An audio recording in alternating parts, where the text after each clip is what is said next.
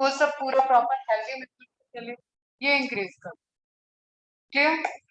तो quantity of yield and quantity quality of produce, क्या उसका प्रोडक्ट है, ये हमारा टारगेट रहेगा इन दोनों को इम्प्रूव और इंक्रीज करने। What do we understand by the term breed? A group of animals related by descent and similar in most character like general appearance, features, size, configuration are said to belong to a breed.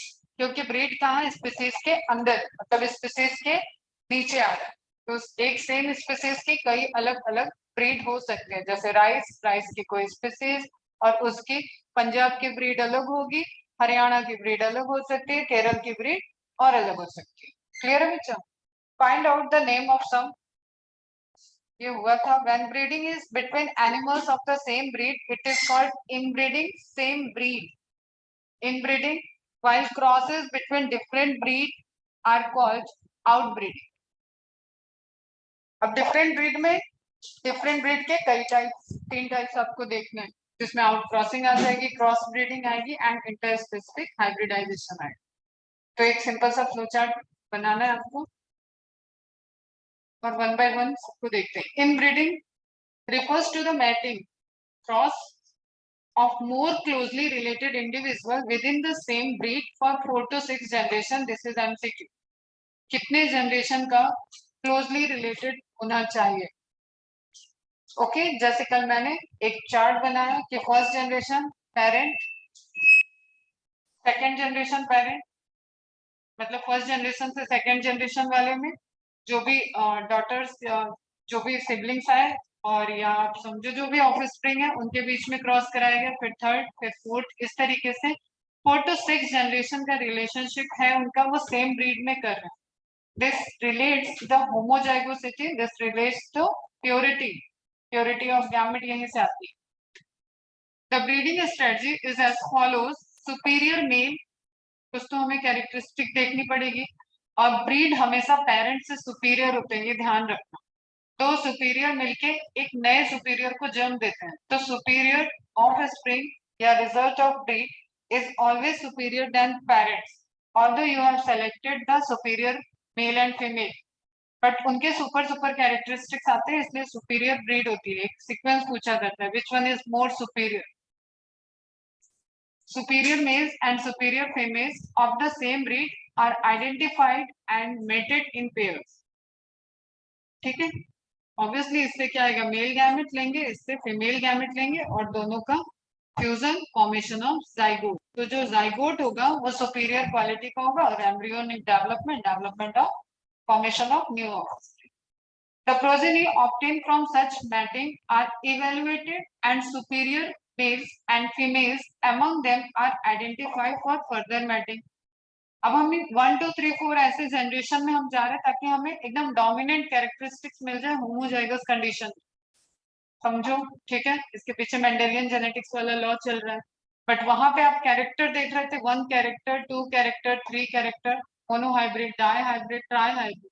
यहाँ पे पूरा का पूरा जो particular plant लिया आपने, उसका animal लेंगे, उसका पूरे क्रोमोसोम मैटिंग कर रहे हैं, मतलब सब पूरा सेट देख रहे हैं। ठीक, तो अगर वो 10,000 जीन के साथ जा रहा है तो 10,000 कैरेक्टर्स मैच कर रहे हैं, वहां पे उनके एक्सप्रेशंस होंगे तभी नई क्रॉप आएगी। और ये सब जगह हो रहा था, मेंडल जब कर रहे थे तो भी ये हो रहा था, साइगोट तो कंप्लीट बन रहा था बट वो कैरेक्टर पे स्टडी कर रहे थे, इसलिए मोनोहाइब्रिड, डाईहाइब्रिड, ट्राईहाइब्रिड। तो कॉम्प्लेक्सिटी को समझने के लिए बस हम बता रहे हैं। तो इट इज नॉट नेसेसरी कि जो रिजल्टेंट मिला है वो आपका डिजायर्ड कॉम्बिनेशन मिल जाए, ठीक है, ये जरूरी नहीं है, इसलिए मैटिंग करा के ऑफ स्प्रिंग को स्टडी करना पड़ता। आपने जो जो गैमेट डाला, क्योंकि ये कंप्लीटली गैमेट फ्यूजन है, तो गैमेट फॉर्मेशन और गैमेट के अंदर रिकॉम्बिनेशन से वो कैरेक्टर आए या नहीं आए, कहीं कुछ और नया कैरेक्टर तो नहीं आ गया, कोई म्यूटेंट कैरेक्टर तो नहीं हो गया, तो you have to study the phenotypic behaviour, phenotypic expression of offspring. Okay, तो ये कंटिन्यूअस प्रोसेस चलेगा 4 to 5 जनरेशन पे। फिर जिसके कैरेक्टर मिल रहे हैं उसमें से आपने फिर से आइडेंटिफाई किया superior male, evaluated and superior male and female, वहां से सेलेक्ट किया आप। जैसे जस्ट सपोज 15 प्रोजनी हुए तो 15 प्रोजनी में से 2 most superior male and female को फिर से सेलेक्ट किया गया। और फिर से उनके बीच में मैट कराया गया, तो this is not the self pollination तो हो नहीं रहा है कि जेनेटिक वेरिएशन नहीं आएगा, सेम जीन के ही चल रहा है, हमेशा गैमेट है, रिकॉम्बिनेशन बनेगा, क्रॉसिंग ओवर होगी, एंड देन जो गैमेट फॉर्म होगा। अब उसकी पॉसिबिलिटी जरूर है कि कुछ और यहाँ पे कैरेक्टर वाइल्ड वाले एक्सप्रेस हो, वही वही ऑब्जेक्टिव है, 5 to 6 जनरेशन तक कराते जाओ, जब आपको सारे आपके डिजायर्ड सुपीरियर कैरेक्टर मिल गए, मतलब अब आपको मिल गया है जो आप चाह रहे हैं। A superior female in the case of cattle is the cow or buffalo that produces more milk. मैंने बताया था कभी फीमेल का कैरेक्टरिस्टिक पूछा जाएगा तो मोर मिल्क फॉर्मेशन से रहेगा, एंड मेल का कैरेक्टरिस्टिक पूछा जाएगा तो स्ट्रेंथ आनी चाहिए, स्ट्रॉन्ग होना चाहिए, ठीक है। On the other hand a superior male is the bull which gives rise to superior progeny as compared to those of other males, ठीक है, by respect of strength,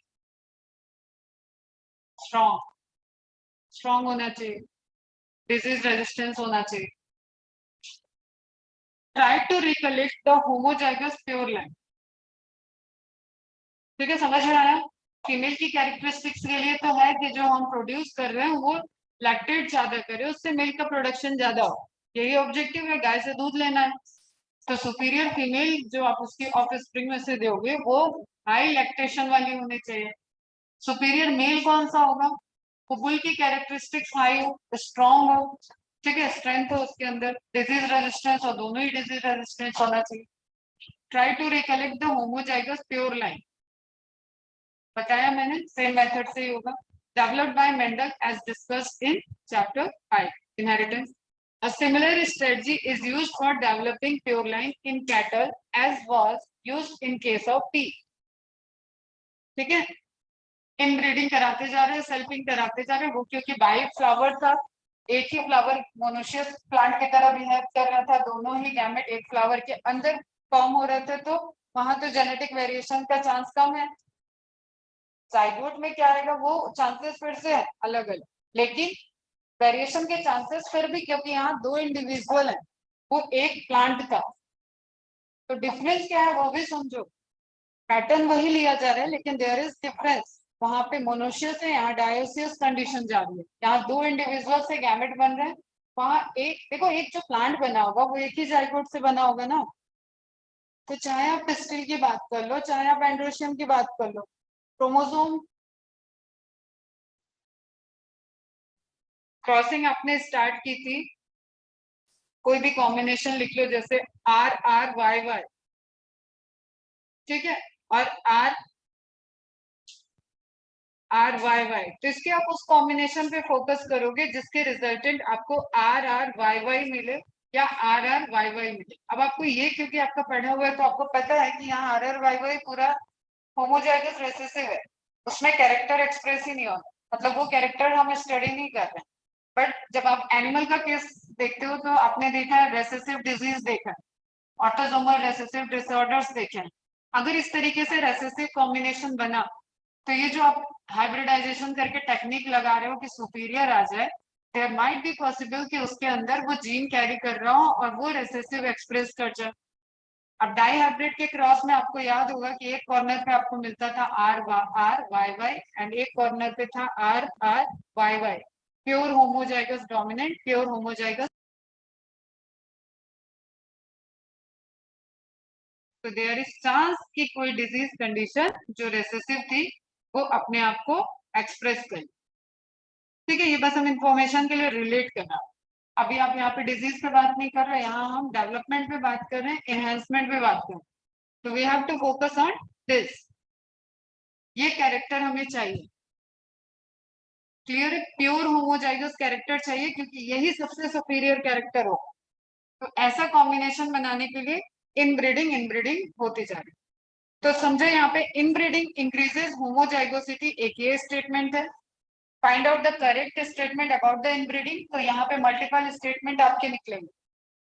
Thus, inbreeding is necessary if we want to evolve a pure line in animal, ये भी correct line है, ठीक है, increases homozygosity, pure line.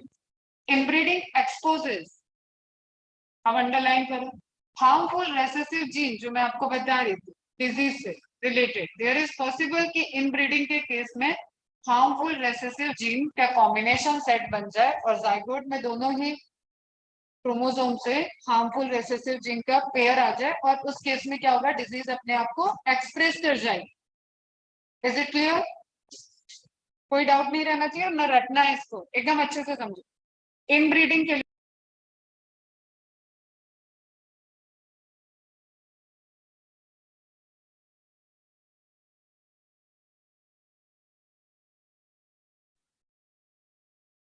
Network का issue चल रहा है बेटा, देखो प्लीज।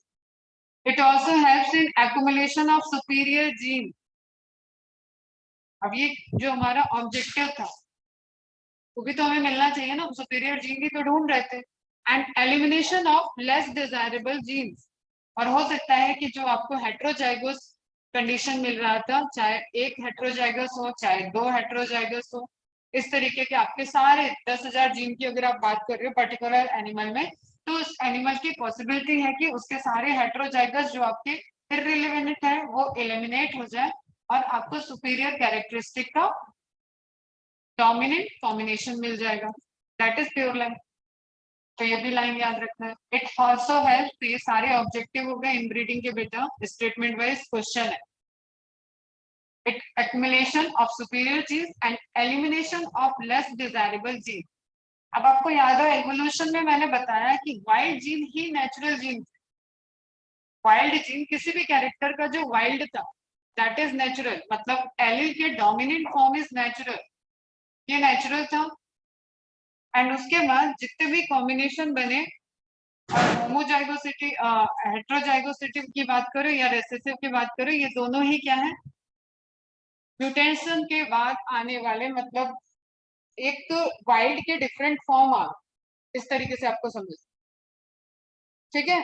तो सुपीरियर जीन का आना तो पॉसिबल है, कॉम्बिनेशन बनना पॉसिबल है, ये मैं बता रही हूँ। क्यों? क्योंकि वही था नेचर में सबसे पहले किसी भी जीन का वाइल्ड जीन आया। क्लियर?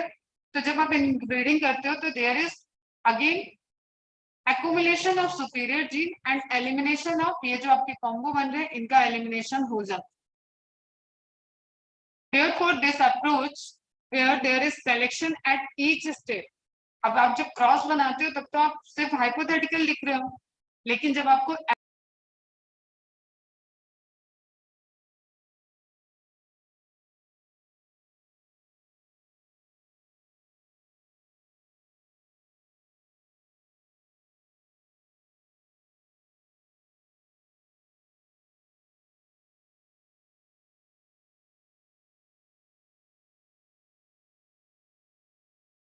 हर स्टेप में सिलेक्शन चलेगा, तो this is again MCQ. Increases the productivity of inbreed population. जो इनब्रीडिंग की पॉपुलेशन है उसकी प्रोडक्टिविटी इनहेंस नहीं होगी तो हम इतना एक्सपेरिमेंट डिजाइन क्यों करेंगे? छोड़ दो, गाय भैंस को अपने हिसाब से चलने दो। हम बुला के एक लेबोरेटरी की कंडीशन, एक पर्टिकुलर कैटल गार्ड हमने मेंटेन किया और वहां पे हम क्रॉसिंग करा रहे हैं और उसकी प्रोडक्टिविटी भी ना भरे, तो हमारी तो सारी कॉस्ट गई। ठीक है, तो प्रोडक्टिविटी इसका पर्पज हो गया, increase the productivity of inbreed population. However, continued inbreeding, this is again very important line। Negative इसका क्या है? एक तो रेसेसिव वाला आया, वही है ये डिप्रेशन। ठीक है, कंटिन्यूड इनब्रीडिंग, अगर आप इस तरीके से कंटिन्यूड इनब्रीडिंग कराते रहेंगे तो specially close inbreeding usually reduces fertility and even productivity. ठीक है, तो ऑब्जर्वेशन तो आपका था सुपीरियर सुपीरियर था, लेकिन आप कंटिन्यू इनब्रीड करा रहे हो तो देयर इज अगेन, इसका रीजन क्या है, वही होमोजाइगस रेसेसिव आने का। ओके बच्चा, जैसे रोमन साम्राज्य में कौन सा डिजीज आ गया था? हीमोफीलिया। लंदन की रॉयल फैमिली में कौन सी disease? Haemophilia.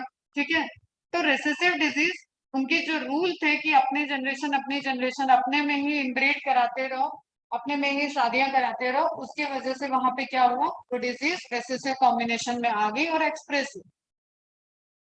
This is called, ये आपके बोर्ड के क्वेश्चन के लिए भी इंपॉर्टेंट है। इनब्रीडिंग डिप्रेशन पे शॉर्ट नोट्स आता है। Continue inbreeding results in the loss or reduction in fertility and productivity of inbreed or resultant offspring. This is known as inbreeding depression. इसका इलाज क्या है, हो सकता है थोड़ा बताओ? इनब्रीडिंग डिप्रेशन को कैसे रिमूव किया? इनब्रीडिंग बंद करते हैं, मतलब जो 4-6 जनरेशन के ऊपर थे एंसेस्टर कॉमन, उनकी भी दूसरी पीढ़ी चली होगी, इधर उनके काऊ सब आए होंगे, ठीक है।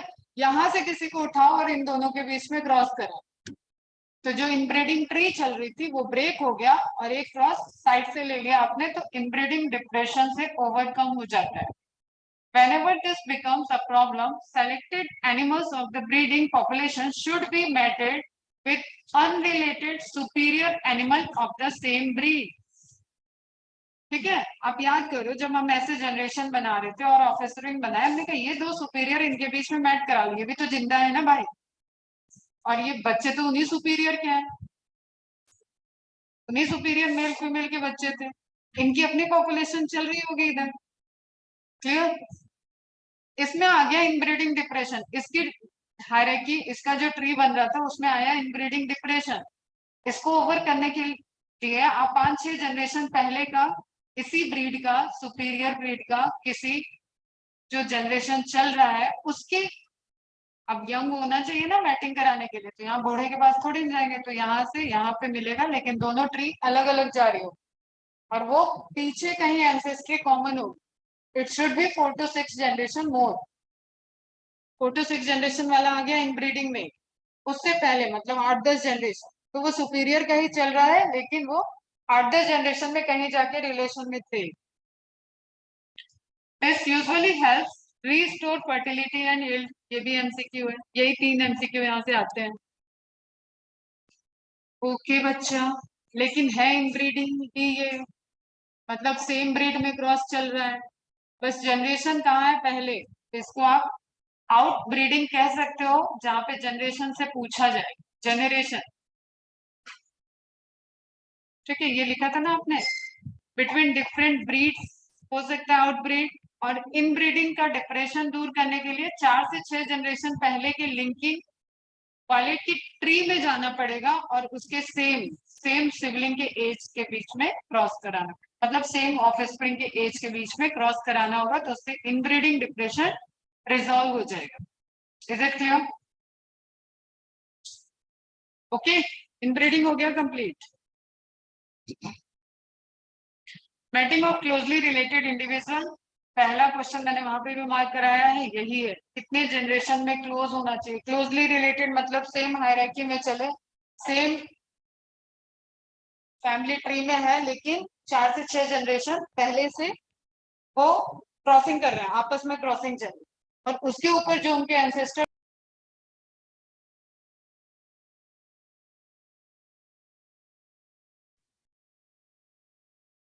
Matting is between the same species, obviously inbreeding में, आउटब्रीडिंग में, दोनों में सिर्फ इंटर स्पेसिफिक में डिफरेंट स्पीसीज आता है, तो सेम स्पीसीज तो अभी कॉमन ही चल रहा है।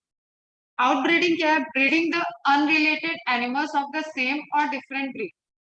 ठीक है, आउट क्रॉसिंग होगा तो डिफरेंट ब्रीड हो जाएगा, इन इंटरब्रीडिंग होगा तो भी डिफरेंट स्पीसीज हो जाएगा।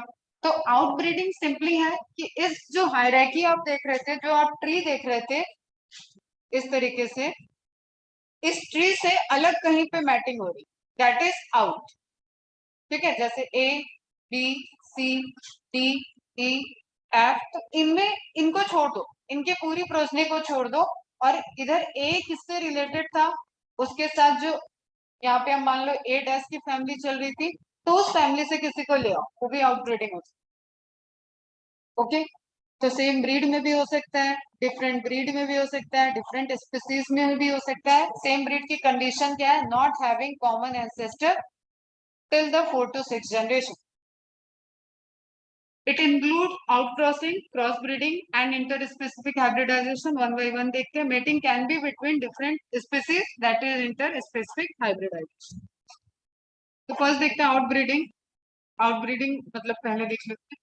Is the breeding of the unrelated animals which may be between individuals of the same breed. Relation नहीं होगा, अनरिलेटेड का मतलब है कि एक ट्री के नहीं है, फैमिली ट्री के नहीं है। इसका अनरिलेटेड का मतलब नहीं है कि दो एकदम आप स्पीसीज पे ही चले जाए, डिफरेंट ब्रीड पे चले, तो सेम ब्रीड के भी हो सकते हैं, but having no common ancestor for 4 to 6 generation, this is question. ठीक है, इसको बोल रहे हैं आउट क्रॉसिंग। ब्रीड सेम है लेकिन 4 से 6 जनरेशन के ऊपर उनकी एंसेस्ट्री मिल गई। तो अगर एक सेंटेंस पूछता है आपको कि inbreeding depression can be removed by the out crossing, is it correct और incorrect, then also that is correct statement. Inbreeding depression को आउट क्रॉसिंग करा के रिमूव किया जा सकता है, ओवरकम किया जा सकता है। आउट क्रॉसिंग क्या हो गया, सेम ब्रीड में but ancestry relation 4 to 6 generation के ऊपर होना चाहिए, मतलब 7-8 जनरेशन। और between different breed, different breed में क्या हो गया, क्रॉस ब्रीडिंग। ये था आउट क्रॉसिंग, क्रॉसिंग बाद में है, आउट पहले है, यहाँ पे cross breeding. And then interspecific में तो कोई कंफ्यूजन ही नहीं है, यही दो कंफ्यूज करते हैं। Same species different breed, cross breeding. जैसे क्रॉस पॉलिनेशन था ना बेटा, क्रॉस पॉलिनेशन कैसे है, मटर का मटर से पॉलिनेशन, एक प्लांट के फ्लावर मेल की तरफ, दूसरे प्लांट का फ्लावर फीमेल की तरफ, दैट इज क्रॉस पॉलिनेशन। लेकिन मटर को हमने अरहर की दाल से तो नहीं करा दिया ना पॉलिनेट, वो हो जाएगा इंटर स्पेसिफिक, तो ऐसा नहीं हो रहा है। लेकिन दो डिफरेंट प्लांट है तो क्रॉस पॉलिनेशन बोल रहे थे, तो एक ही स्पीसीज के दो डिफरेंट ब्रीड है, you can say cross breeding. Clear है, तो डिफरेंट ब्रीड यहाँ पे क्वेश्चन है। एंड डिफरेंट स्पीसीज, इसमें कोई कंफ्यूजन नहीं है क्योंकि इसमें पूरा आपका म्यूल वगैरह, लाइगर म्यूल, ये आप सुन रखे हो और आप कर भी लेते। आउट ब्रीडिंग के टाइप्स हो गया, आउट क्रॉसिंग 4 to 6 जनरेशन के ऊपर कहीं एंसेस्टर होना चाहिए, क्रॉस ब्रीडिंग डिफरेंट ब्रीड के बीच में क्रॉस होना चाहिए, इंटर स्पेसिफिक डिफरेंट स्पीसीज के बीच में क्रॉस होना चाहिए। Is it clear? Now next outcrossing, NCERT है, सब लाइन करते चलो बस। This is the practice of mating of animals within the same breed but having no common ancestor on other side of their pedigree. Other side of pedigree, आप ए की तरफ चले जाओ या ए डैश की तरफ चले जाओ, 4 to 6 जनरेशन का मैच नहीं होना चाहिए, इधर का एंसेस्टर होना चाहिए common. Okay, the offspring of such a matting is known as an outcross. If it is the best breeding method for animals that are below average in productivity of milk, ये this is again question. ऐसे animals का group जो average के नीचे भी milk की productivity है, इसका मतलब हिडन है, यहाँ इनब्रीडिंग डिप्रेशन चल रहा है, मिल्क प्रोड्यूस हो रहा है लेकिन अमाउंट में कम है। तो आपकी जो आसपास की उसकी जनरेशन है, वहां से छोड़ो, 2 गांव दूर जाओ जिससे उसका कोई रिलेशनशिप नहीं है, वहां से उसकी मैटिंग करा दो, वो लैक्टेशन उसका बढ़ जाए। That are below average in productivity in milk production, growth rate in beef cattle, ठीक है, ये भी एडिबल होता है, दैट इज, इसको ओवरकम कर सकते हैं। It is the best breeding method for animal जिसके बीफ कम क्वालिटी के बन रहे हो, क्वांटिटी में कम बन रहे हैं और मिल्क प्रोडक्शन कम है, तो उसको ओवरकम किया जा सकता है। बेस्ट मेथड है, ऑफ स्प्रिंग को क्रॉस करा दो आउट क्रॉसिंग से। A single outcross often helps to overcome inbreeding depression, बताया मैंने, this is statement wise question again. एक सिंगल, ऐसे कंटिन्यू आउट क्रॉसिंग नहीं करानी है, एक सिंगल आउट क्रॉस से जो आपका इनब्रीडिंग डिप्रेशन आया एक ट्री की तरफ, उसको ओवरकम किया जा सकता है। ओके बच्चा, cross breeding, in this method superior male of one breed are mated with superior female of another.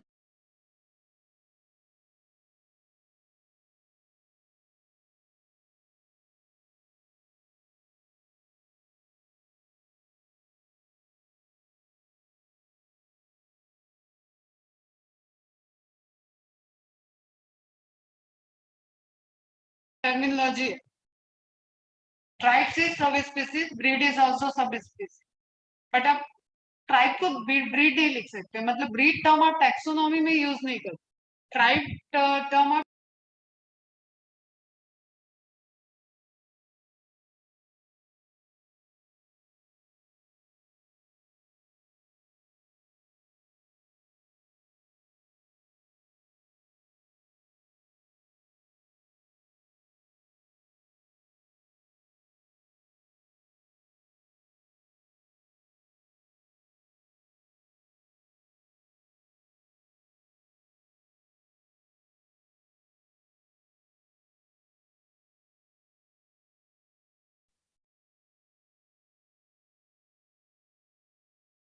Cross breeding allows the desirable qualities of two different breeds to be combined.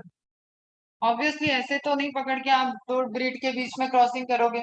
Again fundamental वही है बेटा, Dzire characteristic superior quality ले आओ, breed कराओ और नई progeny को study करो, उसमें से फिर से सुपीरियर क्वालिटी को देखो किसके अंदर आई, क्योंकि this is natural, this is not genetic engineering.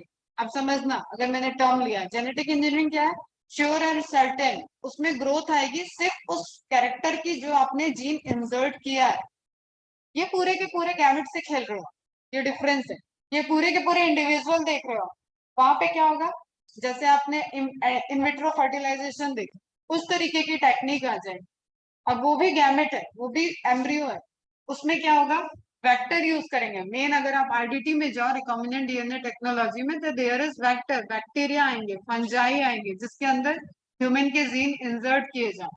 तो एक्चुअली में आपको कौन सा कैरेक्टर चाहिए था, वो आपने उस इंडिविजुअल के गैमेट के क्रोमोसोम पे जीन में जाके निकाल लिया। नाउ नॉइस डेटा के आने के चांसेस ही नहीं। अब आपको पता है कि हमने इंसुलिन का जीन निकाल के डाला है, तो इंसुलिन तो एक्सप्रेस होगा ही। यहाँ पे पूरे आपको 10,000, अगर ह्यूमन का चल रहा है तो पूरे 30,000 कैरेक्टर देखने पड़ेंगे कि वो आए या कैसे आए। तो ये डिफरेंस होता है हाइब्रिडाइजेशन और जेनेटिक इंजीनियरिंग। तो यहाँ ब्रीड से खेल रहे हो, तो ब्रीड कहाँ कौन सी यूज हो रही है ये ध्यान रखें। allows the desirable qualities to selection of two different breeds to be combined. The progeny hybrid animals may themselves be used for commercial production. ठीक है, कमर्शियल प्रोडक्शन से भी यूज हो सकता है इसका, ऑब्वियसली हो ही रहा है। Alternatively they may be subjected to some form of inbreeding and selection to develop new stable breed. फिर आपको क्या करना होगा, आप भले ही क्रॉस ब्रीडिंग से सेलेक्ट किए, मैटिंग किए, लेकिन अभी आपको उस कैरेक्टर को सुपीरियर बनाना है, स्टेबल लाना है, तो फिर से क्रॉस ब्रीडिंग का जो प्रोडक्ट आया उसकी आप इनब्रीडिंग में चले जाओ, उसी के 4-6 जनरेशन मैटिंग कराते जाओ। तो ये स्टेटमेंट आप समझना। Alternatively they may be subjected to some form of inbreeding, किस लिए that is important, and the selection to develop new stable breed. वो एग्जिस्ट नहीं कर रही थी, दो डिफरेंट ब्रीड का आपने कॉम्बिनेशन कराया, समझ रहे हो, जैसे ब्रीड ए है, ब्रीड बी है, ए और ब्रीड A1 और B1 का क्रॉस कराया और C1 बनाए। C1 अर्थ पे एग्जिस्ट नहीं कर रहा था, इतनी बात समझ में आई, ये एग्जिस्ट नहीं कर रहा था, ये आपने क्रॉस करा दिया। अब C1 से बहुत सारे C1 आप चाह रहे हैं, तो what you have to do कि इसी प्रोसेस से दो दूसरा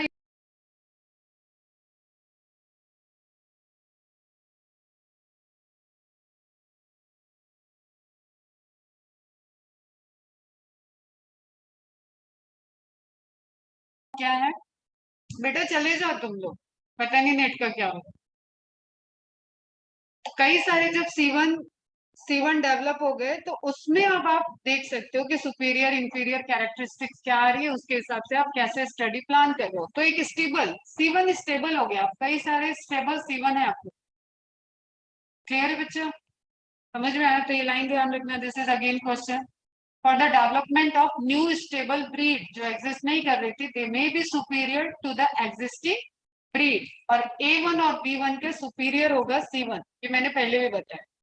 कोई दो सुपीरियर क्वालिटी को आप मैच कर रहे हो, तो आपको जो मिलेगा उसको आप देखो, इंफीरियर मिलेगा तो उससे आगे एक्सपेरिमेंट ही क्यों करोगे, खत्म करो उसकी कहानी। आप जो फिनोटिपिक एक्सप्रेशन देख रहे हो, तो जब सुपीरियर मिलेगा तभी तो आप उसको आगे बढ़ाओगे। और डिजायर्ड कैरेक्टरिस्टिक्स ही आपका ये था कि A1 का सुपीरियर और B1 का सुपीरियर C1 में आ जाए, यही ऑब्जेक्टिव चल रहा है ना। Many new animals breeds have been developed by this approach. Hazardal, अब एग्जांपल आया, एकदम मार्क कर लो। hazardal डायरेक्ट पूछा जाता है, क्या है पता नहीं, क्रॉस ब्रीड है शिप के, भेड़ की, जो नेचुरली नहीं थी। तो hazardal is a new breed of sheep developed in Punjab by crossing, किसके किसके बीच में क्रॉसिंग हुई है, that is question, Bikaneri ewe and merino ram, this is question. और hazardal प्रोडक्ट है किसका, क्रॉस ब्रीडिंग का, मतलब दो ब्रीड के नाम जो आपको दिए हैं, दिस इज क्वेश्चन। और इन ब्रीड का प्रोडक्ट क्या है, hazardal। तो this is A1, this is B1, this is C1, और C1 की आपको इनब्रीडिंग करानी पड़ेगी। C1 इनब्रीड, इनब्रीडिंग कराओ और C1 को स्टेबल कर लो, यही इस लाइन में लिखा था। आई थिंक अभी क्लियर हो, कई सारे C1 है। फिर आप C1 के बीच में क्रॉस कराते रहो, खेलते रहो और सुपीरियर क्वालिटी लेते रहो। अब ये शिप है तो इसको क्यों क्रॉस करा रहे बेटा, क्या चाहिए पंजाब वालों को? ये भी क्वेश्चन है, कहाँ डेवलप किया गया है? पंजाब में। ये पूरा लाइन 4 MCQ के बराबर है। हिजार्डन क्या है, किससे बना है, कहाँ बना है, ठीक है, किसकी ब्रीड है, वूल का प्रोडक्शन, ठीक है, ताकि उसके ऊपर जो वूल लगा होता है, जो ऊन बनता है वो भेड़ से बनता है, उसकी प्रोडक्शन बढ़ जाए। तो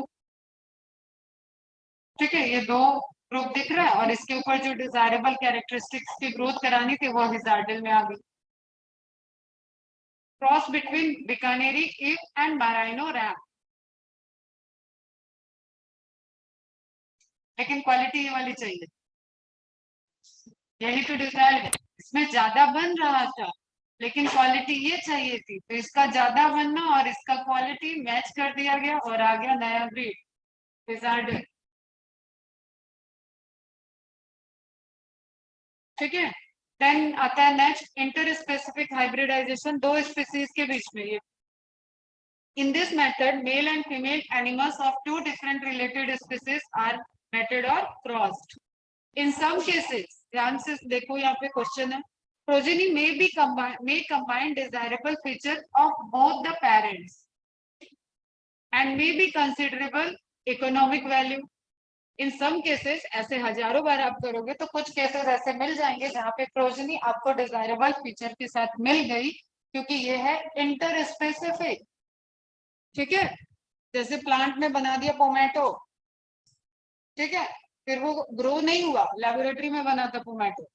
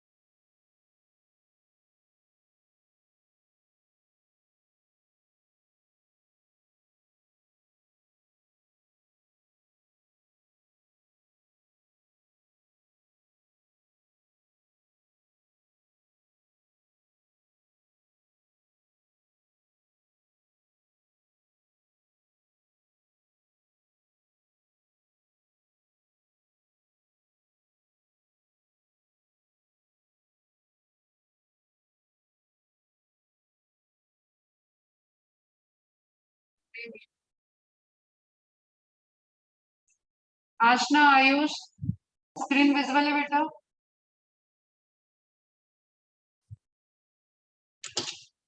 बहुत नेटवर्क इशू हो रहा है।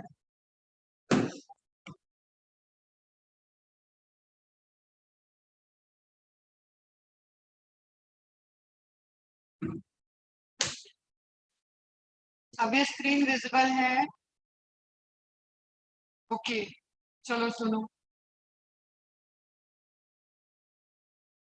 In some cases, the progeny may combine desirable feature of both the parents and may be considerable economic value. Purpose ही यही था भाई, उससे कुछ तो यूज करना था और कुछ यूज होगा तो इकोनॉमिक वैल्यू बढ़ेगी, ठीक है। म्यूल का एग्जांपल है, do you know what cross lead to the production of the mule? लिख लो क्रॉस क्या होता है। Female horse, male donkey, horse and donkey, mule. तो ये वाला मत लिखो, तुम ये लिख लो, ये सारे टर्म लिख लो। डोंकी डोंकी, अभी ये पुनेट स्क्वायर है, ऐसा नहीं क्या आ गया, ठीक है। मेल और फीमेल देखना है, मेल गैमेट डोंकी का, फीमेल गैमेट डोंकी का, क्या बनेगा? डोंकी बनेगा, same species. Male gamete donkey, female gamete horse, क्या बनेगा? हाँ नहीं, इसलिए डंकी और हॉर्स नहीं बोलना, समझ में आया? नहीं, and horse male gamete and female donkey बनेगा mule, this is the answer. Horse male, sorry female है ना, horse female, male donkey mule, वही हम क्या, एंड हॉर्स फीमेल, मेल तो हॉर्स ही बनेगा। इन दोनों का तो कोई दिक्कत ही नहीं है, हिनी और म्यूल याद रखो, कभी कभी हिनी पूछ लेते हैं, पीवाईक्यू में मिल जाएगा अगर पढ़ो।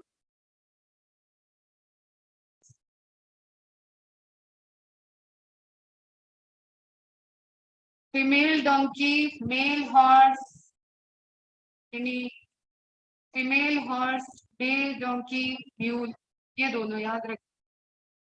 अब देखो जो हम तुम्हें बता रहे हैं बेटा कि क्यों ये पॉसिबल नहीं है, क्या है। अब सिंपल से यहाँ पे क्रोमोसोम का भाई, ये दोनों अलग अलग स्पीसीज हैं, इनके क्रोमोसोम में वेरिएशन होगा, नंबर में हो सकता है, जीन में हो सकता है, लोकेशन पे बहुत सी चीजों में वेरिएशन हो सकता है, तो वो कंपेटिबिलिटी शो करेंगे या नहीं शो करेंगे। तो हॉर्स का 64 क्रोमोसोम नंबर है, तो ऑब्वियसली हैप्लॉइड में कितना है 32, यहाँ 62 है तो हैप्लॉइड में कितना आएगा 31, यहाँ पे टोटल आपका 2n कितना बनेगा 63, ठीक है, जिसमें एक आपका पेयर नहीं बना पाएगा क्योंकि 31 और 32 है, तो एक आपका,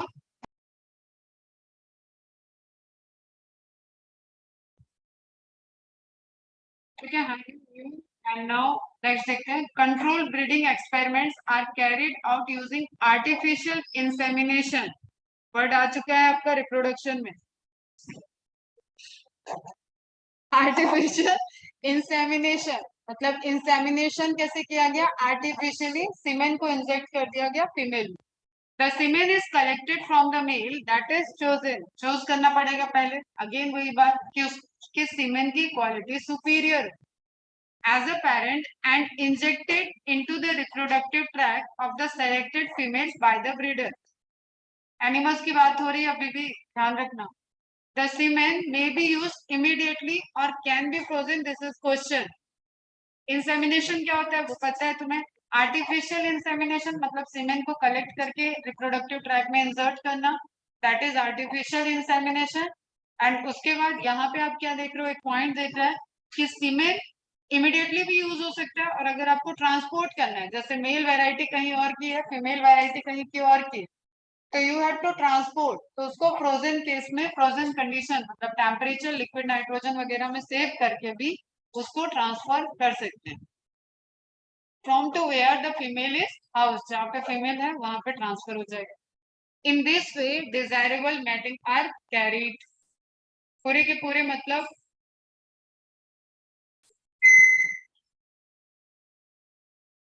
ठीक है, ऑक्स को पूरा का पूरा नहीं ले जाना पड़ा, बुल को पूरा पूरा नहीं गया, उसका सीमेन गया और ट्रांसफर हो गया फीमेल के अंदर, that is artificial insemination. Helps us overcome several problem of normal mating, और ऑब्वियसली ये सीमेन प्रोडक्शन सुपीरियर क्वालिटी का है, इसको मेंटेन किया गया होगा, क्या मेल को खिलाया गया, उसकी जेनेटिक्स कैसी है, उसको रखा गया है उस बेसिस पे ये एक हायर क्वालिटी वाला सीमेन है, तभी इतना उसके पीछे कॉस्ट लगाया जा रहा है, उसको ट्रांसपोर्ट कराया जा रहा है। बट नेचुरल है कि इससे जब मैटिंग होगी जो इसका ऑफस्प्रिंग प्रोड्यूस होगा उससे उसमें कुछ चीजें आपको सुपीरियर दिखेगी। Is it clear? ठीक है, can you discuss and list some of them. एक तो साहिवाल है, दूसरा जाती है समोरा या मेहरा, 7A2 मिल्क बनता है, बता दूंगी मैं कल बता। ऑफन द सक्सेस, एक तो लिख लो Sahiwal, often the success rate of crossing mature male and female animal is fairly low through artificial insemination is carried out। ठीक है, नेचुरल से, क्योंकि ये सब आपका कंडीशन है बेटा, इसमें आप जीन पे नहीं वर्क कर रहे हो, this is related to complete gamete, ठीक है, दैट्स वाई यहाँ पे रेट आपको बहुत ज्यादा ओवरकम ऐसा रिजल्टेड आपका ऐसा नहीं मिलेगा कि 90% के करीब मिलेगा। To improve chances of successful production of hybrid, अब हम आगे आ गए हैं, ठीक है, कोई ऐसा क्रॉसिंग का बात नहीं हो रहा है, वो सब खत्म हो गया, इनब्रिड आउटब्रिड क्रॉस ब्रिड, अब सिर्फ बातें हो रही है कि आप कोई भी इनब्रीडिंग कराओगे तो उसमें क्या क्या हो सकता है। To improve chances of successful production of hybrid other means are used, क्योंकि कम है इसकी वजह से ये टेक्नोलॉजी वाले आएंगे अब। क्लियर है? इसमें जो बार बार पूछा जाता है, अगेन 5 स्टार लगा लो, एमओई, एमोइट, ठीक है। Multiple ovulation embryo transfer technology, MOET। अब एक टी ढूंढोगे तो क्वेश्चन आंसर करके गलत आओगे। ट्रांसफर टेक्नोलॉजी के लिए एक ही टी लिखा है, मेरी क्या गलती है? तुम्हारी बुक में भी लिखा है, पढ़ के जाओ, वहाँ ऑप्शन में आएगा MOETT, करके आओगे तो नंबर जाएगा 5 नंबर, टाटा बाय बाय। तो मल्टीपल ओवुलेशन, अब पढ़े हुए रिप्रोडक्शन, इसको समझो क्या है। Multiple ovulation embryo transfer technology, इसमें आपको पहले जो ओवुलेशन की प्रोसेस होती है वो आपको याद होगी। ओवरी से ओव्यूल बनेगा, ठीक है, ओवम रिलीज होगा, ओवम बोलते हैं एनिमल के केस में, ओवम रिलीज होगा, उसी को बोलते हैं ओवम के रिलीज होने का जो एलएस सर्च के प्रेजेंस में होता है, दैट इज ओवुलेशन। और आप एनिमल ही देख रहे हो, आप मैमल्स ही देख रहे हो, प्रोसेस थोड़ा सा रिलेटेड ध्यान में रखो। बस कुछ चेंजेस होते हैं, कुछ इंडक्शन अलग होते हैं, उनके हार्मोनल कंट्रोल अलग होते हैं, अपने अलग। तो एमोइड वर्क कैसे कर रहा है? सिंपल, एक सुपीरियर क्वालिटी की फीमेल काउ सेलेक्ट कर लिया गया जिसके ओवम की क्वालिटी अच्छी हो, ओके। उसको एक मशीन बना दिया है मैंने, किस चीज के लिए? सिर्फ ओवम प्रोडक्शन के लिए। तो उससे क्या कर रहा है? उसके ओवम के नंबर, फॉलिकल का मैच्योरेशन बढ़ा दिया, एक फॉलिकल मैच्योर होगा तो एक ओवम बनेगा, फॉलिकल के मैच्योरेशन बढ़ा दिए गए। और ये आईवीएफ में भी होता है, इनविट्रो फर्टिलाइजेशन में भी किया जाता है फीमेल के केस, ताकि एक साइकिल से एक से ज्यादा एग मिल जाए। खैर यहाँ पे वापस आओ, तो उसके बाद एग मिल गया, एग रिलीज हो रहा है, उससे या तो ओवम को आइसोलेट कर लो और ट्रांसफर करा लो, लेकिन यहाँ पे क्या प्रोसेस होगा? उसको इंसेमिनेट कराओ, उसके मैटिंग करा लो, मैटिंग के बाद जो एम्ब्रियो डेवलपमेंट हुआ उसको उससे निकाल लो और सरोगेट करा लो। मतलब वो फीमेल की बॉडी सिर्फ इसलिए यूज हो रही है कि ओवम का फॉर्मेशन हो और फ्यूजन हो, एंड देन उसको सरोगेट करा दो, उसको दूसरी काउ में ट्रांसफर करा दो। तो गेस्टेशन के लिए उस फीमेल को फ्री रखते हैं। तो काउ क्या हो गया? गेस्टेशन फ्री हो गई। काउ की गेस्टेशन टाइम कितना होता है? काउ का गेस्टेशन पीरियड कितना है? फर्स्ट चैप्टर का क्वेश्चन है।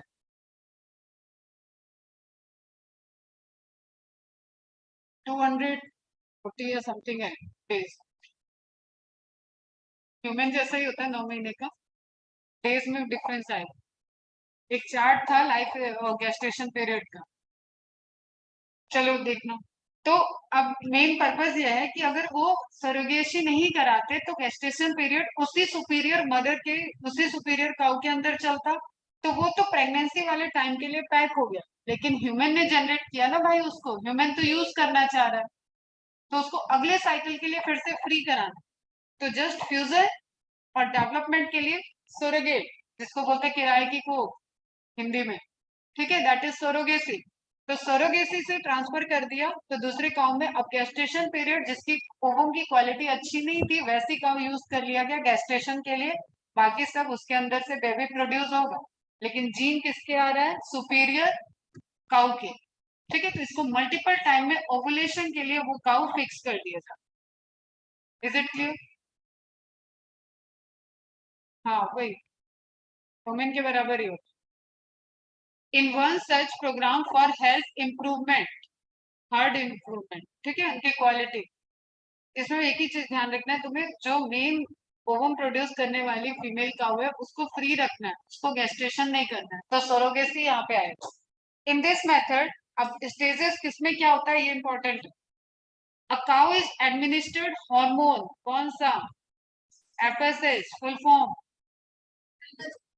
Hormone like activity to induce follicular maturation and superovulation. Superovulation क्या हो गया? वो सुपर मॉम बन गई है, ठीक है, उसका ओवुलेशन में नंबर ऑफ एग बढ़ा दिया, super ovulation. Instead of 1 egg which they form normally yield per cycle, they produce 6 to 8 egg। ये क्वेश्चन हो गया, ये क्वेश्चन है, ये हार्मोन क्वेश्चन है। समझ में आ गया सबको?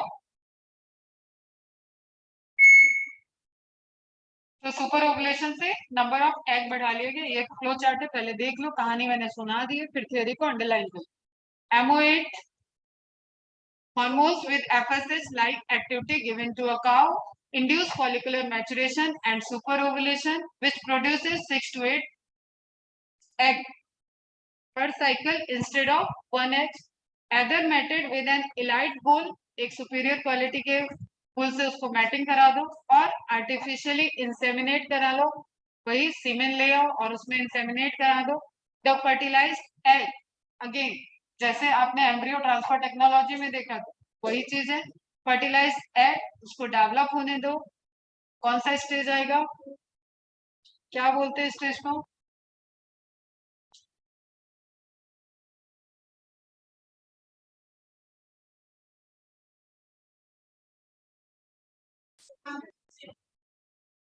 8 to 32 सेल स्टेज एम्ब्रियो. कौन सा एम्ब्रियोनिक स्टेज होगा?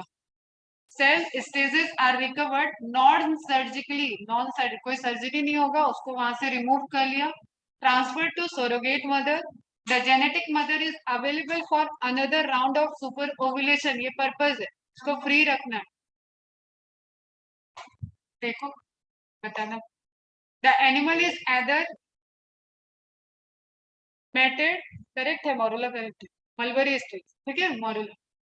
The animal is either mated with an elite bull, वही चीजें हैं, ठीक है, उसको हमने फ्लो चार्ट में दिखा दिया तुम्हारा.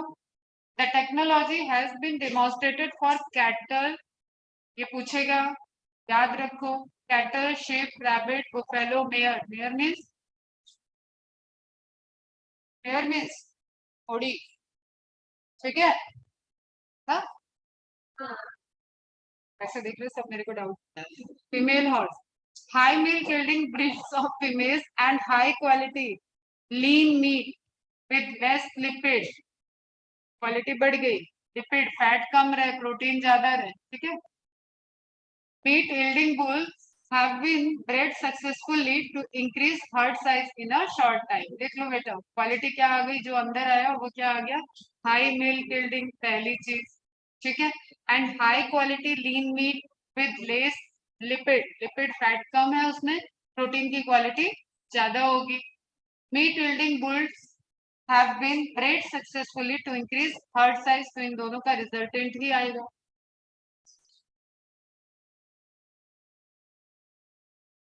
एम्ब्रियोनिक बताया ना, ह्यूमन में भी होता है, जो आप एम्ब्रियोनिक ट्रांसफर करा दो. क्या चीज? ट्विंस के लिए विग्रस जरूरी नहीं है, ये तो सिंपली आप एक सिंगल भी करा सकते हो. एग लिया तो भी ट्विंस कराना चाह रहे हो, अभी ऐसे ही होता है. जब आप आर्टिफिशियली ट्राई करते हो तो एक साइकिल से एग लिया, दूसरे साइकिल के एग लिया, उसको स्टोर कर के रखते हैं 2-3 महीने, एक बढ़िया एग हो गया स्टोर, तो स्पर्म लेते हैं, स्पर्म को फ्यूजन इनविट्रो करा लेते हैं. यहाँ पे ट्रांसफर की बात हो रही है, तो इसमें आर्टिफिशियल इंसेमिनेट करा के अगर ट्रांसफर कराए और एम्ब्रियो अंदर बनी, तो क्योंकि वो इनिशियली डेवलप है और लास्ट में जो ट्रोफोप्लास्ट वाली लेयर बनना है आपका, वो बन जाएगा, तो उस स्टेज में वो वहां स्टिक हो जाए, उसके पहले ही निकालना होता है. तो वहां से एम्ब्रियो निकाला और सोरोगेट कर दिया. That is also applicable in human.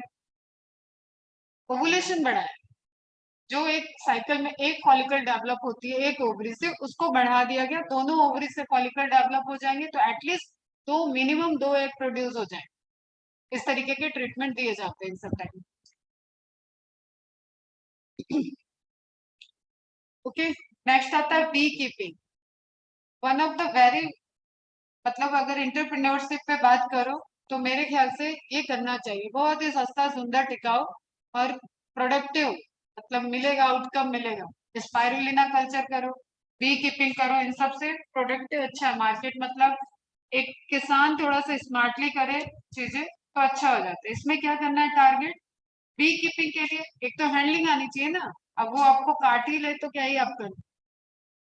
और दूसरा, आपके पास एक जगह होनी चाहिए जहाँ पे फ्लावर है, क्योंकि आप नेचुरल प्रोसेस को यूज करने जा रहे हो. Bee, honey bee naturally nectar को लेते हैं और हनी को फॉर्म कर रहे हैं, ठीक है. Honey is just vomit, vomit है बी का, जो आप बड़े चाव से खाते हो, समझ रहे हो ना. तो उसमें कॉलिन ग्रीन वगैरह भी होते हैं.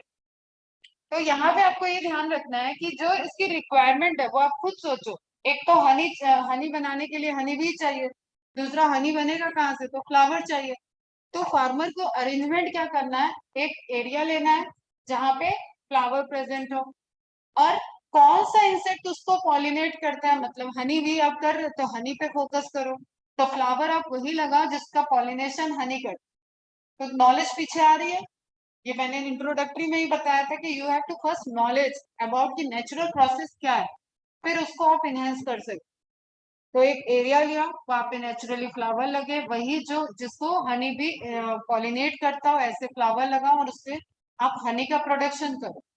अब छत्ते यहाँ पे आर्टिफिशियल बन जाए, आर्टिफिशियल लेते हैं हनी को, ओके, वो उसमें उनकी कॉलोनी को ग्रो करने, डेवलप करने, पर ऑब्वियसली उनका तो वो भी तो फूड लेने जाएंगे, तो आसपास के एरिया में गए, वही फ्लावर पे लिए वापस आए, और वो रिस्ट्रिक्टेड रहेगा तो उसके बाहर नहीं जाएंगे। क्लियर है? तो आपका एक नेचुरल प्रोसेस और फॉर्मेशन हो गया, अब उसको आइसोलेट करो, प्यूरिफाई करो, पैक करो, बेचो, खत्म।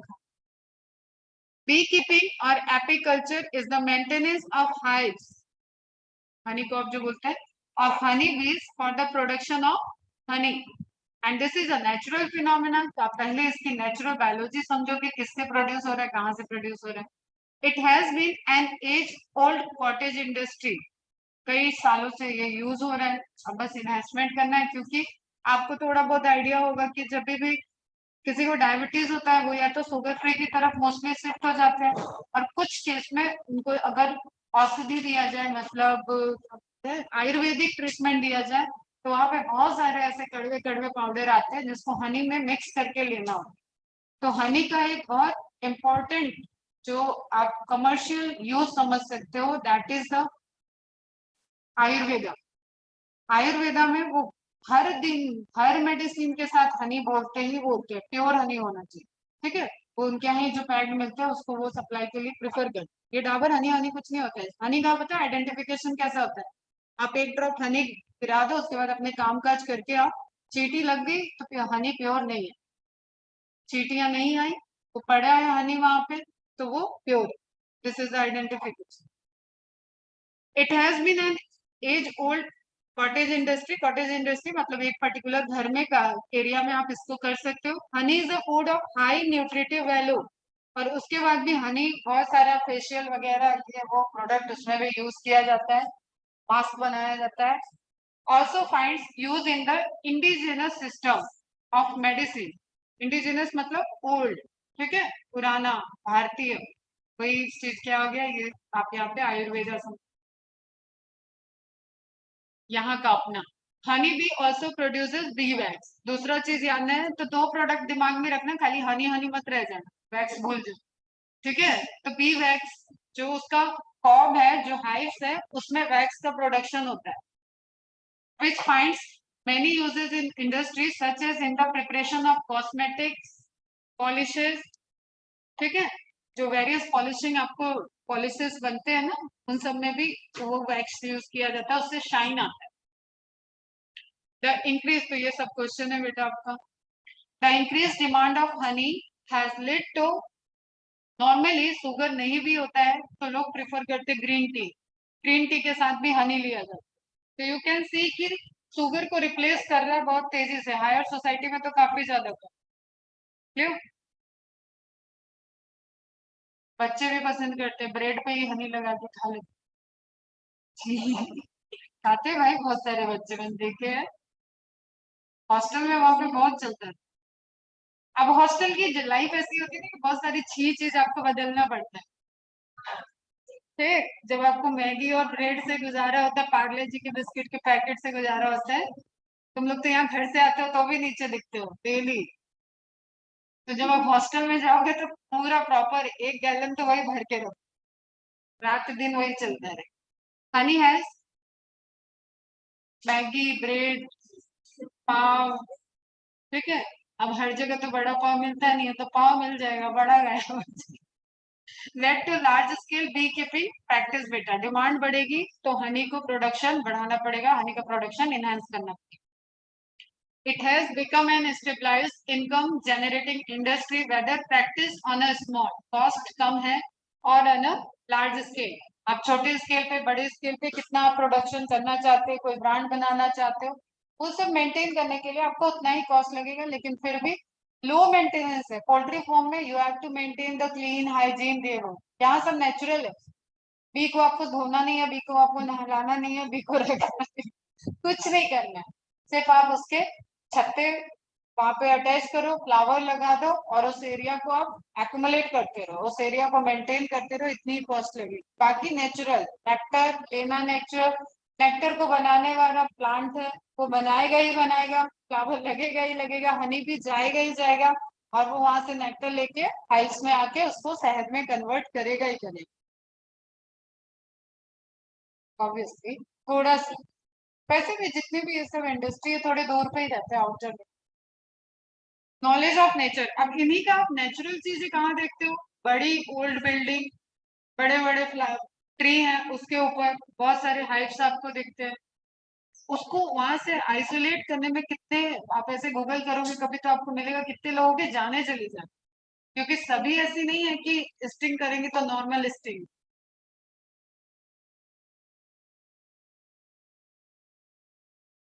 हाँ अभी दिखाते हैं। तो वो तो इंडस्ट्री वाले बात हो गया, अब गरीबों के पास थोड़ी ना पीपी किट जैसे सब कुछ पहुंच गया।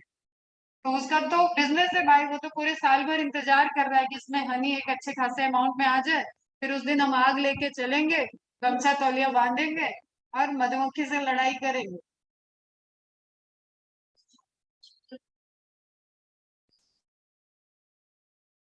वो फैक्ट्री की वजह से।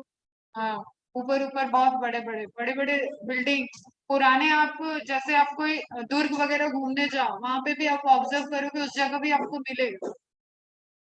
Knowledge of nature and habits of bee, जो भी आप इनहेंस कर रहे हो उसकी नॉलेज जरूरी है। Selection of suitable location of keeping bee hive, location अच्छा होना चाहिए, बिल्डिंग में नहीं होना चाहिए। Catching and hiving of song, song के कैचिंग और हाइविंग की प्रैक्टिस होनी चाहिए, जो उनका झुंड है that is song. Management of bee hive during different season, handling and collection of honey and B wax. ठीक है, इनके मैनेजमेंट वगैरह देखना पड़ेगा, बाकी प्रोसेस पूरी कंप्लीटली नेचुरल चल, ये दिख गया। ठीक है, अब ये कैसे है, एक ही लोकेशन पे आप देख लो कितनी जगह हनी बनी, कितने लोग लगे हुए, तो एरिया कम है और प्रोडक्शन हाई है। अब इनका एपीकल्चर का बिजनेस है, ये नेचुरल पे डिपेंडेंट नहीं है, ये आर्टिफिशियल हाइव बनाती है, शायद मैंने लगाया हो, इसमें मल्टी लेयर होते हैं। ये डील भी नहीं करेंगे ऐसे, मधुमक्खी से इनका आमना सामना भी नहीं होगा, सब प्योरीफाई होके नीचे शहद आ जाएगी, उसको आप नीचे से ले लो और काम हो गया। तो जितनी टेक्नोलॉजी, इट डिपेंड्स कि आप कॉस्ट कितना लगा रहे हो, कौन सा इंस्ट्रूमेंट यूज कर रहे हो। तो एपीकल्चर अच्छा खासा बिजनेस है। अब इसके पीछे आपका हनी बी का फर्टिलाइजेशन, ड्रोन, फ्लोइडी, पार्थेनोजेनेसिस, ये सब आपको फिर भी याद होना चाहिए। Beekeeping can be practice in any area. ठीक है, बस आपको हैबिटेट किसका याद रखना है, पॉलन पिस्टिल इंटरेक्शन कराने, पॉलिनेशन कराने के लिए इंसेक्ट और फ्लावर का कॉम्बिनेशन देखना, हनी के साथ कौन से फ्लावर का कॉम्बिनेशन है। Practiced in any area where there are sufficient bee pastures of some wild shrub, fruit, orchids and cultivated crop. ठीक है, उसके लिए फूड इंतजाम कर लो। There are several species of honey bees which can be reared, जिसको आप use कर सकते हो। Of these, the most common species ये होती है बहुत लेस वाइल्ड, मतलब ये काटने की कोशिश जब तक इसके पास नहीं जाओगे तब तक ये नहीं करे, नहीं काटेगी, इसे अपने को भी बचाना होता है, सीधी सादी मधुमक्खी सामने। ठीक है, प्रैक्टिस इंडिका, आज मुझे स्पीसीज नहीं याद है, लेकिन जब हम लोगों ने जेनेटिक्स पढ़ी थी तो 4 या 5 स्पीसीज पढ़ी थी, उसमें एक है बहुत स्टिंगी, वो काटेगी तो मरेगा ही इंसान, तो उन सबको लेके नहीं करना चाहिए। तो you have to must knowledge, जो पीछे लिखा हुआ है ना स्पीसीज के बारे में पता होना चाहिए। हनी तो वो भी बना रहे, नेचुरली बनाने दो, वो जहाँ बना रहे, उसको कल्चर करने की जरूरत नहीं है। तो एपिस इंडिका आपको याद रखना है, एनसीईआरटी में दिया हुआ है, और ये एग्रेसिव नहीं है। beehives beehives can be kept in one's courtyard, आप एक सिंगल आंगन में रख लो, ऑन द वरांदा, हिंदी है ये, वरांदा ऑफ द हाउस, और इवन ऑन द रूफ। ठीक है, जब आपने ऐसे पैक बना दिए तो आप कहीं पे भी रख, बस आपको ये देखना है कि आसपास फ्लावर हो, फ्लावर पे बी उड़ के जाए, और आपके लिए शहद बनाने का काम करें। Beekeeping is not labour intensive. ठीक है, आपको नहीं लगाने, बहुत सारे लेबर नहीं लगाने, क्योंकि काम जो हो रहा है वो नेचुरल हो रहा है। अगर पोल्ट्री फार्म आप लगा रहे हो, मीट आपको बनाना पड़ेगा, एग आपको स्टोर करना पड़ेगा, या तो खुद ही सब स्टोरेज स्टोरेज है और एक मशीन लगा रखी है आपने, उसमें से कलेक्शन भी हो रहा है, तो जस्ट पैकिंग एंड सेलिंग इतना बचता है। तो इसके लिए आप ह्यूमन कितना लगाओ, क्यों लगाओगे? सिर्फ कलेक्शन वाली चीज भी अगर मशीनरी हो गई तो नहीं लगेगा, तो लेबर इंटेंसिव नहीं है। डायरेक्ट क्वेश्चन है बेटा। काउ डेयरी वगैरह इंटेंसिव है। पोल्ट्री फार्म लेबर चाहिए, मेंटेन करना है, प्रॉपर वैक्सीनेशन, प्रॉपर सारा प्रोटोकॉल फॉलो करना है। Beekeeping, through relatively easy, does require some specialized knowledge, and there are several organizations that teach beekeeping. ये लाइन क्या कहती है कि आप अगर इस तरीके का कोई बिजनेस स्टार्ट करना चाहता है तो खुद से तुक्काबाजी मत करो, प्रॉपर इसके ट्रेनिंग देने वाला सेंटर है, वहां जाओ, 1 महीने 2 महीने का कोर्स करो, ट्रेनिंग लो, और उसके बाद इसको अप्लाई करवाओ अपने अपने गाँव में। ठीक है, जैसे मेरे गाँव में सोलर सिस्टम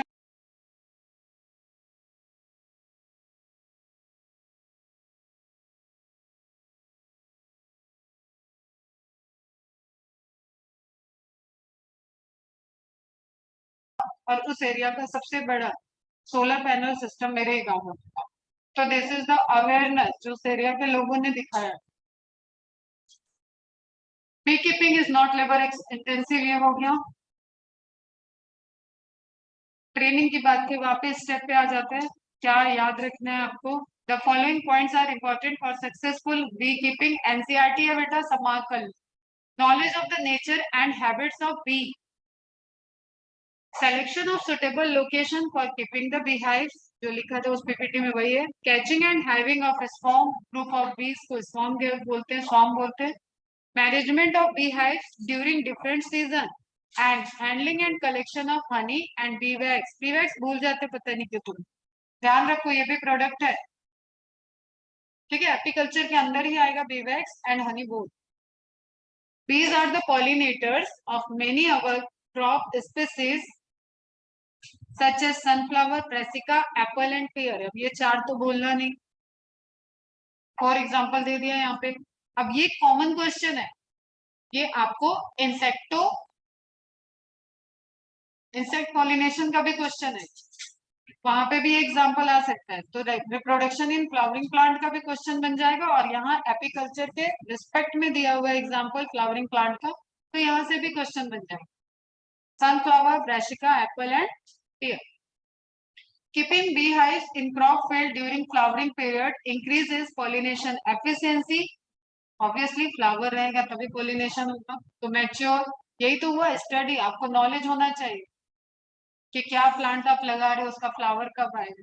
लगा के बैठ गए अमॉर्फा फेलिस और वो फ्लावर दे रहा है 12 साल बाद, और उसका नेक्टर ऐसा जहरीला है कि उसके पास जाएगा ही, वैसा नहीं। आपको यू हैव टू नो कि क्या लगाना है। and improves the yield, beneficial both from the point of crop yield and honey yield.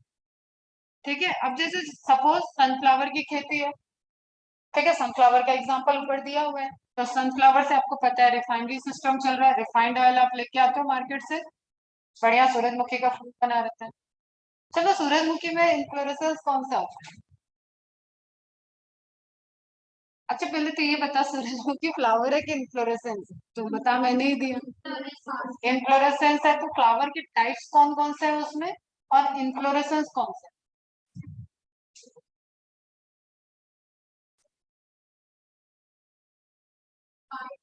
Petals नहीं, inflorescence is the group of flower, flower का अरेंजमेंट, दैट इज फ्लोरेट्स। जैसे leaf के लिए leaflet, वैसे फ्लावर के लिए फ्लोरेट। बस। Inflorescent head and capitula, most advanced type of inflorescence, racemose का एग्जांपल है। रे फ्लोरेट, डिस्क फ्लोरेट, क्या हम पढ़ाते हैं, क्यों हम गला खराब कर रहे हैं, इस इंडस्ट्री से जा रहे हो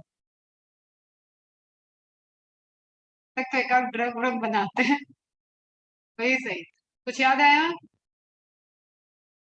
capitulum, head and capitulum. Ray floret किनारे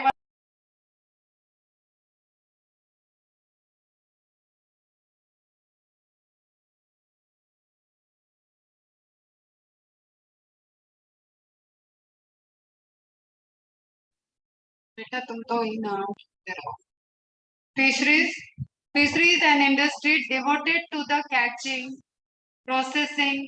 रहते हो इसी एरिया में, यहाँ से क्वेश्चन गलत करने का मतलब समझते हो? अब कोई पूछे मैंगो कौन सा फ्रूट है, चलो मैम ही पूछ लिया, आंसर दे दो।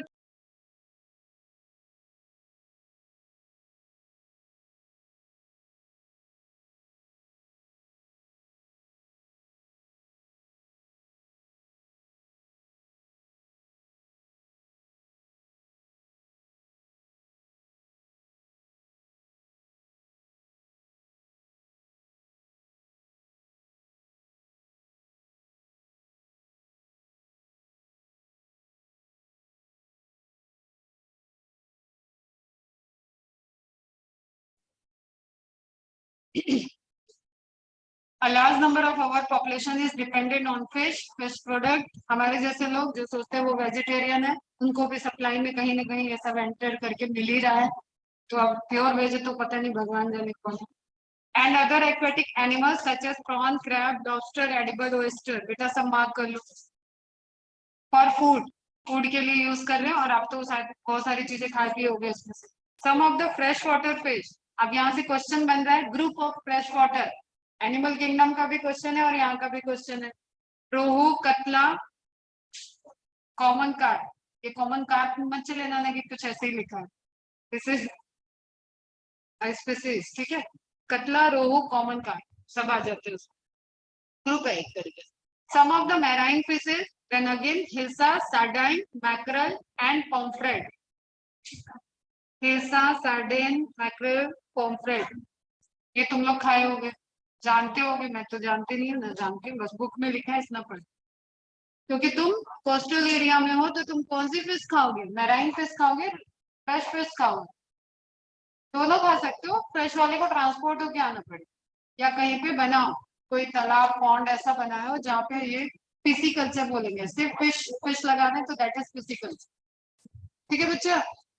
तो एग्जाम्पल है यहाँ पे, एक तो ये फॉडर के लिए, फूड के लिए क्या क्या यूज हो रहा है। दूसरा यहाँ पे एग्जाम्पल था क्या क्या आएंगे। फिर आपको यहाँ पे एग्जाम्पल है फ्रेश वाटर फिश का। फिर आपको एग्जाम्पल है मैराइन वाटर फिश का। Find the out one, odd one, odd one out करने को, सारे मिक्स हो जाते हैं। ठीक है, ऑड वन आउट करने को बोलेगा। तो अगर catla, rohu, common carp and hilsa लिखा है तो hilsa is odd. Hilsa, sardine, mackerel, rohu, तो रोहू आउट। इस तरीके से कॉम्बिनेशन बनेगा यहाँ से। बड़ी प्यारी इमेज लगी थी, मैंने लगा दिया। ठीक है, तो ये आप यहाँ पे समुद्री कहानियां, पायरेट्स, ठीक है, सब चलता रहता है। लेकिन ये देखो टेक्नोलॉजी, टेक्नोलॉजिकल अगर कहीं होगा तो इनको प्रॉपर चैम्बर में नेचुरल प्लस टेक्निकल दिया गया, वहां पे ग्रो किया जाएगा अच्छे से, और फिर इनको यहाँ से आइसोलेट करके बेचा जाए। Find out what fishes are commonly eaten in your area, हमारा काम है। Fisheries has an important place in Indian economy. Fisheries, not fishy culture. आपका पूरा कोस्टल एरिया पे एक अच्छा खासा इनकम इससे चलता है। मेरे बंदर साइड चले जाओ, बहुत सारी नैया दिखेंगी। पांडवी के साइड में भी बहुत दिखता है। तो दैट इज कि वो निकल जाएंगे और कितने दिन पे आएंगे, कब आएंगे, ये पता नहीं होता। ठीक है, और इंडियन इकोनॉमी में भी इंपॉर्टेंट रोल कंट्रीब्यूट कर रहा है। It provides income and employment to millions of fishermen and farmers, particularly in the coastal। बैठी हुए सब। For many, it is the only source of their livelihood। यही एक तरीका होता है, वो इसके अलावा कुछ जानते ही नहीं है। मुझे लगता है मेरे साइड पे लोग यही करते। ठीक है, जो आइडिया नहीं है, बट ऐसा मुझे उस तरफ जाके लगता है कि उधर के लोग फिशी कल्चर ही ज्यादा करते होंगे, या फिशरमैन है, बोट लेके निकलने वाले। इन ऑर्डर टू, मेरे तरफ रहते हो क्या? वैसे मुझे उधर ना प्लॉट वगैरह मिलता है ना, मैं भी वहां पे जरूर लेती, लेकिन बताते हैं वो अच्छा एरिया नहीं है। 7 बजे के बाद तो हर कोई बोलता है, जब मैं जाती हूँ तो सभी मेरे को, मेरे कॉलोनी वाले बोलते हैं उधर रुकना मत, जाता है चलिए आना। ठीक है, तो पता नहीं, पुराने कुछ होगा वहाँ। भूत प्रेत की भी कहानी कोई तो सुना दिया था।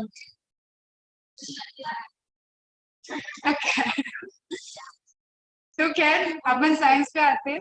फिशरीज एक अच्छी इकोनॉमिकल कंट्रीब्यूशन करता है, कई लोगों का रोजी रोटी इसी से चल रहा है, क्योंकि वो और दूसरा उनकी ग्रोथ ही नहीं हुई, वो डेवलप नहीं हुई, उनको कुछ पता ही नहीं है कि दूसरे रास्ते क्या है। तो अगर ये बंद हो जाएगा, जो कि बंद होने के चांसेस बहुत कम है, लेकिन क्योंकि ह्यूमन वाटर पॉल्यूशन कर रहा है, मराइन लेवल पे भी बहुत ज्यादा पॉल्यूशन बढ़ रहा है, तो इट इज पॉसिबल कि एक टाइम में ये भी एक्सटिंक्ट हो जाए। बट इतना उनको पता है कि उनका खानदानी पेशा ये है और ये चलता ही रहेगा, कि फिश अभी इतनी जल्दी इंडेंजर्ड नहीं होने वाली।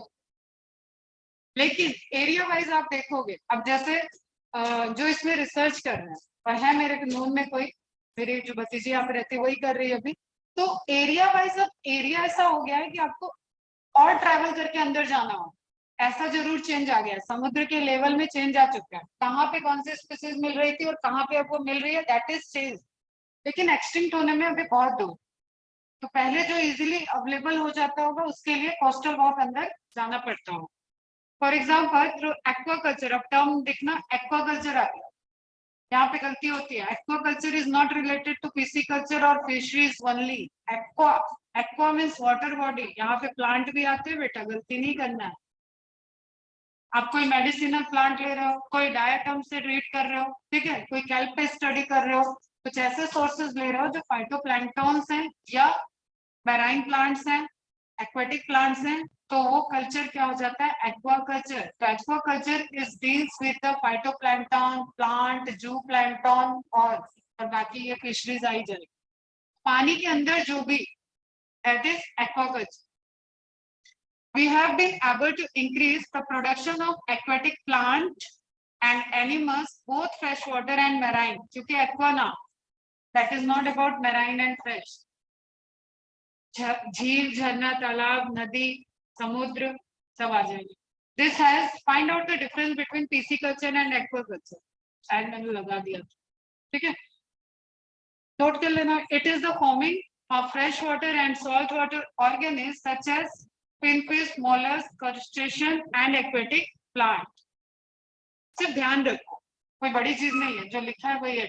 आप कुछ भी, अब तो इतना ब्रॉडर आपका दिमाग खुल चुका है, यू नो कि प्लांट के अंदर प्लांट में क्या है, कौन से एनिमल है, यू नो पोरिफेरा, ठीक है, you know diatom, you know the importance of diatom, you know dinoflagellate, you know euglena, ये सब आपने पढ़ा हुआ है। तो जो भी आप वाटर के अंदर देख रहे हो, आप यहाँ पे आ जाओ इधर, कॉर्निया प्लांट में है, ठीक है, जलकुंभी जिसको बोल रहे हो, उससे सिंगाड़े ले रहे हो, मखाने की खेती, ये सब चीजें जो एक्वा से डिपेंडेंट है, उसको अगर आप उस तरह का कोई प्रोडक्ट बनाओगे तो आपको एक्वाकल्चर करना पड़ेगा। Pisciculture is specific for fish, तो फिशरी के अंदर भी पिसिकल्चर जब तक वर्ड नहीं आएगा तब तक आप सिर्फ फिश फिश फिश नहीं चिल्लाओ। Forming in the principal form of aquaculture. This has led to the development and flourishing of the fishery industry, and it has brought a lot of income to the farmers in particular and the country in general. वो वही कि आप बढ़ोगे तो देश बढ़ेगा, स्वरोजगार हो जाओ, सेल्फ डिपेंडेंट हो जाओ, आत्मनिर्भर हो जाओ। नाउ आपके लिए क्वेश्चन फिर से आ रहा है, ब्लू रेवोल्यूशन, पानी से रिलेटेड रेवोल्यूशन ब्लू, ठीक है, ग्रीन रेवोल्यूशन एग्रीकल्चर से related. Blue Revolution has been implemented along the same line as Green Revolution. तो रोजगार की योजनाएं बढ़ाओ, नेचुरल रिसोर्सेज को यूज करो, उनसे फूड इन्वेस्टमेंट करो, और आपका रोजगार बढ़ेगा तो देश का रोजगार, देश की अर्निंग बढ़ेगी, इकोनॉमी बढ़ेगी तो जीडीपी बढ़ेगी, यही लिखा हुआ है। तो ब्लू रेवोल्यूशन याद रखना बस। अब यही करते हैं समाप्त। अब इन्हीं सब चीजों में जब आप प्लांट की तरफ मूव करोगे, प्लांट के ब्रीड स्टडी करोगे, प्लांट की क्वालिटी ले रहे हो, प्लांट के सुपीरियर ब्रीडिंग कराओगे, तो सब कुछ कहाँ पे आ जाएगा, प्लांट ब्रीडिंग में। ओके, ये ब्रायोफाइटा का भी हो सकता है, ये एंजियोस्पर्म का भी हो सकता है। रिलेटेड आपको चाहिए क्या, आपको स्फैग्नम चाहिए तो आप एंजियोस्पर्म से नहीं मिलोगे। पीटमॉस किसका है, peat moss is the general name of which plant, sphagnum, अभी बोल भी दिया था, ठीक है।